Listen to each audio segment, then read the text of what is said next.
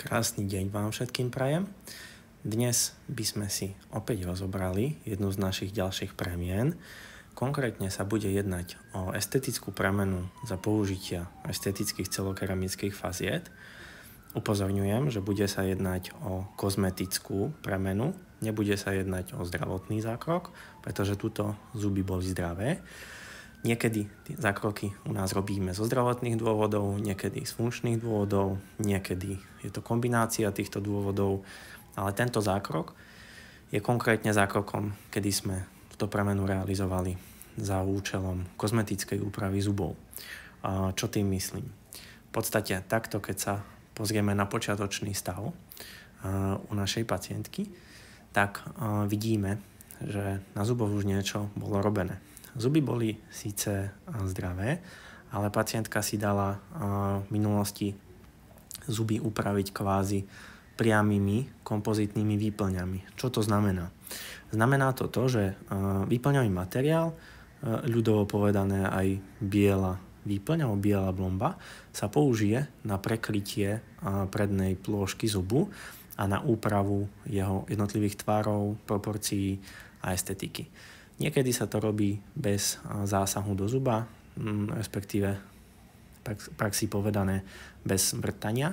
Niekedy sa to robí aj s počiatočnou prípravou povrchu. Závisí to od individuálneho prípadu.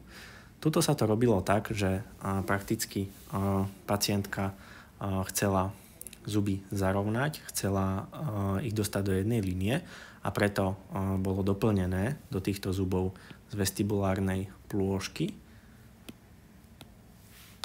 Na každom zube bol doplnený materiál.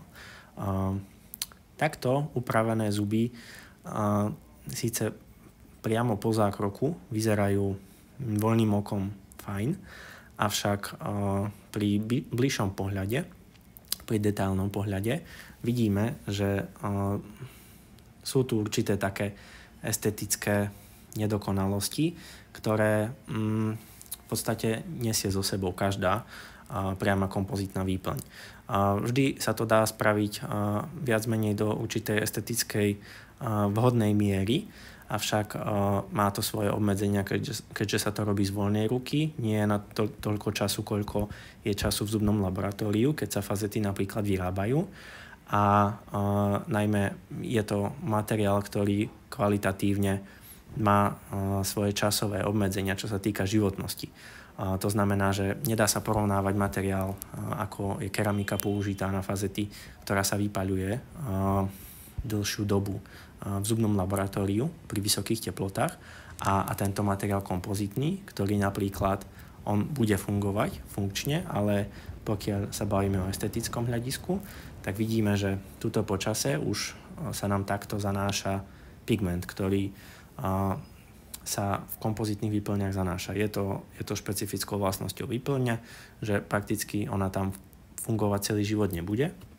Bude tam istý čas. Potom do určitej miery viac alebo menej bude nasávať pigmenty z potravy, z nápojov a podobne. Takisto, čo sa týka štruktúry povrchu, tak štruktúrálne ten povrch sa nedá nikdy urobiť tak, ako keď sa robí v zubnom laboratóriu a je to pevná keramika, ktorá je vypaľovaná v peci. Čiže sú tam určité aj povrchové štruktúrne nedostatky. Preto vlastne pacientka prišla za nami s tým, že by chcela kozmetickú úpravu v forme estetických faziet a dostať zuby do jednej roviny, dostať vlastne do nich určitú estetiku, s ktorou bude spokojná, predĺžiť zuby a vyzerať aj výraznejšie bielenie.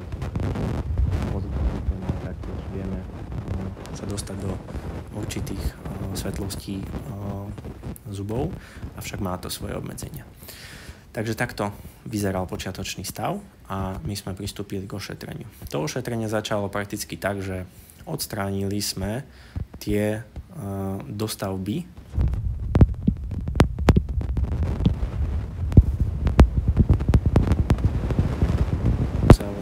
ošetrenie rieši tak, že musel som zbrusovať celú tú výplň, pretože kotviť alebo fixovať fazetu na výplň nedáva logický zmysel, tam by tá väzba nebola dostatočná.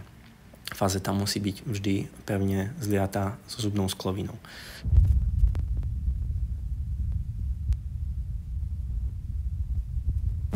A po obrúsení to vyzeralo takto.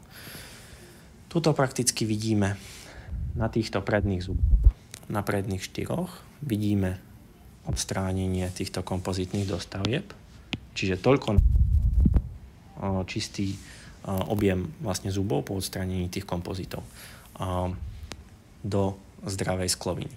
Takisto sme dobrúsili aj zadné zuby až po 5. Rovnako v hornom zuboradí, ako aj v dolnom zuboradí. Tuto sú už vlastne obrúsené všetky dolné zuby v rozsahu 10 členov. Takže toto je stav po preparácii, ktorý technikou vyskenujeme a robíme digitálne otlačky. Hneď po tomto skene, v prípade realizácie estetických faziet, robíme v tom istom sedení dočasné fazety. Tie dočasné fazety slúžia prakticky na to, aby chránili vaše zuby, chránili ich pred citlivosťou, plnili určitú estetickú funkciu a umožňovali vám správne fungovať na tú dobu, kým sa vyrobia fazety definitívne. Takže v podstate ukážeme si tie dočasné fazety. Toto sú dočasné fazety. Tie dočasné fazety sa robia tak, že v podstate my pred obrúsením si urobíme otlačok vašich zubov v ich pôvodnom tvare. Tento otlačok si odložíme a po obrúsení v podstate tento istý tvar na zuby vrátime, čiže odchádzate s prakticky podobným tvarom zubov, ako ste prišli. Len je tento objem, ktorý sme odbrúsili, nahradený živicovým materiálom a je tento živicový materiál nalepený dočasne. To je na tú dobu, kým sa vyrábajú definitívne fazety. Do druhého dňa, pokiaľ realizujeme premenu v rozsahu obidvoch zuboradí, máme od technika hotový dizajnový návrh budúcich faziet. Ten dizajnový návrh v podstate obdržíme v digitálnej podobe a vyzerá takto. Tento dizajnový návrh si vieme pozrieť.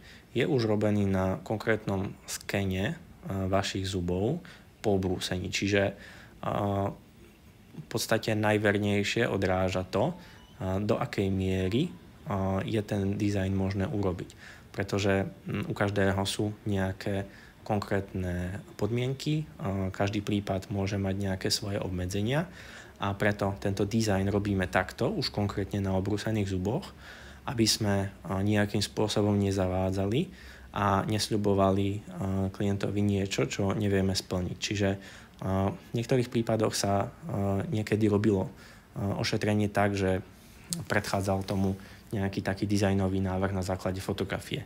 Avšak ten dizajnový návrh je veľmi neobjektívny, pretože neodráža často trojrozmernú realitu a často neodráža vlastne aj dostupné možnosti, čo sa týka aj polohy zubov, možností ich úpravy alebo množstva skloviny. Čiže takto vyzerá dizajnový návrh, ktorý nám vypracuje technik do nasledujúceho dňa, pokiaľ sa jedná o prácu v rozsahu horného aj dolného zuboradia. Pokiaľ by sa jednalo o prácu v rozsahu len jedného zuboradia, tak je možné vlastne, aby ten dizajn sme mali hotový ešte v ten istý deň.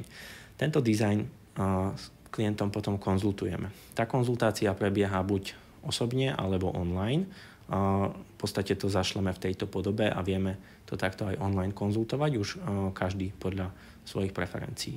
V tejto fáze si taktiež vyberieme aj odtieň budúcich faziet, a to na základe odtieňového kľúča, ktorý je vyrobený z konkrétnych už vzoriek materiálu, ktoré si priložíme k zubom.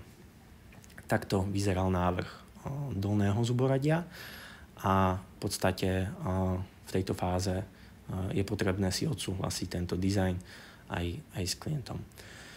Tuto konkrétne v tomto prípade ešte pacientka mala požiadavku tú, že chcela horné zuby o niečo predĺžiť a viac ich zarovnať.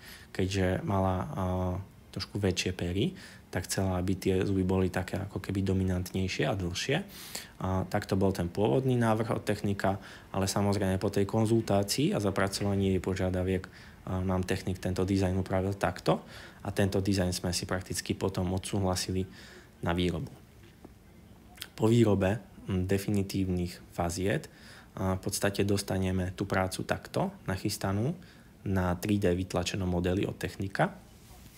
A tuto vidíme, že tie fazety sú poukladané na jednotlivých zuboch. Tento model je vyrobený na základe skenu, ktorý sme robili po obrúsení zubov a takto je práca pripravená na to, aby sme ju mohli lepiť pacientovi do úst.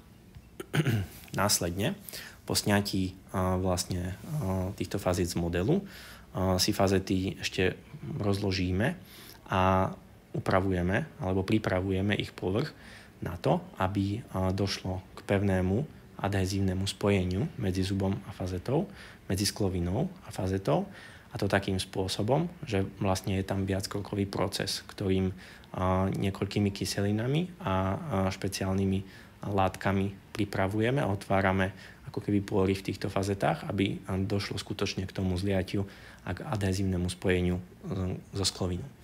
Takisto sa upravuje niekoľkými krokmi aj vlastná sklovina zubov a následne pristúpime k lepeniu faziet, čo sa robí prakticky takým spôsobom, že zlievame do jedného povrch zuba, zubnej skloviny a fazety, aby nikde sme nemali žiadne prítomné špáry, aby to spojenie bolo jednoliaté, aby vlastne fazeta pokrývala všetku tú pripravenú plochu zuba a všetku viditeľnú plochu zuba už podľa estetických požiadaviek. Takže takto vyzerajú tie fazety pripravené, kde vidíme, že sú to ako keby také tenké škrupinky, ktoré potom nasádzame na jednotlivé zuby, každú po jednej. Takto vyzerá definitívny výsledok. Tuto treba vziať do úvahy ešte to, že prakticky máme účinkujúcu anestézu po nalepení faziet, pretože táto fotografia bola urobená i hneď po nalepení. Potom vám ešte ukážeme na našej stránke aj fotografiu po ustúpení anestézy, keď príde pacientka na kontrolu, pretože tá kontrola sa bude realizovať s odstupom času vlastne z časových dôvodov pacientky. Takže takto vyzerá nalepená práca a tuto vidíme, že vlastne už fazety máme nafixované. Keď si pozrieme, čo sme mali prítomné predtým na zuboch a čo máme teraz, tak v podstate je tu vidno vlastne ten rozdiel, čo sme chceli dosiahnuť. A to je to, že prakticky chceli sme zubom dodať prakticky nové tvary, nejaké symetrické tvary, ktoré nám navrhne Technik, ktoré budú mať nejaké presné požiadavky, ktoré si s pacientkou aj odsúhlasíme. Chceli sme dodať zubom prakticky jednoliatosť, aby ten materiál bol rovnorodý, a chceli sme dodať zubom výraznejšie bielený odtieň. Takže v podstate všetky tieto atribúty sa nám podarilo splniť, pričom ten povrch už teraz vidíme, že je prakticky taký lesklý, vyhladený všade, je tvorený adhezívnou keramikou vo forme litium disilikátu, čo je veľmi odolný materiál, veľmi tvrdý a najmä veľmi odolný voči pôsobeniu akýchkoľvek kyselín, farbív, potravín alebo rôznych nápojov, ktoré môžu zanášať pigmenty do zubov alebo do kompozitných výplní. Do tohto materiálu, do celokeramických faziet z litium disilikátu už sa tieto pigmenty a farbiva nezanášajú, čiže v podstate má to dlhodobú stabilitu a dlhodobú estetiku, tak ako je to urobené v porovnaní s tým kompozitným riešením, ktoré bolo urobené predtým. Takisto má to oveľa vyššiu tvrdosť a trvácnosť. Takto zhotovené fazety už nie je potrebné do budúcna meniť. Pokiaľ sa človek o zuby stará, je tam správna starostlivosť a hygiena, tak nie je žiaden logický ani rozumný dôvod, prečo by sa tá fazeta mala meniť. Pretože fazete ako takej sa nestane nič, nemá sa jej čo stať, pokiaľ nedôjde napríklad nejakému mechanickému poškodeniu. Samozrejme aj vaše vlastné zuby, vlastnú sklovinu si viete odštiepiť alebo odbiť pri nejakom traumatickom poškodení, ale pokiaľ nedôjde k takýmto udalostiam, tak tá fazeta už má stálosť, stabilitu a je tam pevné spojenie so zubom, takže pokiaľ bude fungovať váš vlastný zub, pokiaľ bude bez kazov, pokiaľ budete chodiť pravidelne na preventívne prehliadky a pokiaľ tam bude správna starostlivosť, tak tá fazeta nemá prečo zlyhať alebo prečo skončiť svoju životnosť. Tá fazeta je limitovaná skutočne len vlastne životnosťou vášho vlastného zuba. Takže pokiaľ bude tam váš zub, pokiaľ z nejakej plochy zadnej, kde ostáva nepokrytý fazetou, sa nezačne kaziť, tak tá fazeta bude fungovať. A samozrejme aj ak by sa nejaký kaz vyskytol pod fazetou, čo znamená prakticky môže byť z tej zadnej plochy zuba niekedy, tak a zachytí sa v rámci preventívnej prehliadky v včasnom štádiu, že je prakticky opraviteľný, tak tento kaz nie je žiaden problém opraviť, ako aj kaz na vlastnom zube. To sa prakticky získa prístup zo zadnej plochy, tam sa tom odvrtá, vyplní sa to kompozitnou výplňou a takto opravený kaz môže fungovať aj s fazetou na povrchu. Čiže tam ošetrenia do budúcna sú možné aj s týmito fazetami. Čistenie a starostlivosť je úplne rovnaká ako pri starostlivosti o vaše vlastné zuby, pričom treba dbať trošku dávať trošku zvýšený dôraz na tú hygienu, aby tie ďasná boli zdravé, keďže vlastne je to protetická práca, ktorá stála peniaze aj námahu, tak aby to vydržalo čo najdlhšie a čistiť aj medzizubné priestory s medzizubnými kevkami, s niťou, aby sa zamedzilo vzniku medzizubných kazov, ktoré potom prakticky by zbytočne znižovali nejakým spôsobom životnosť týchto faziet.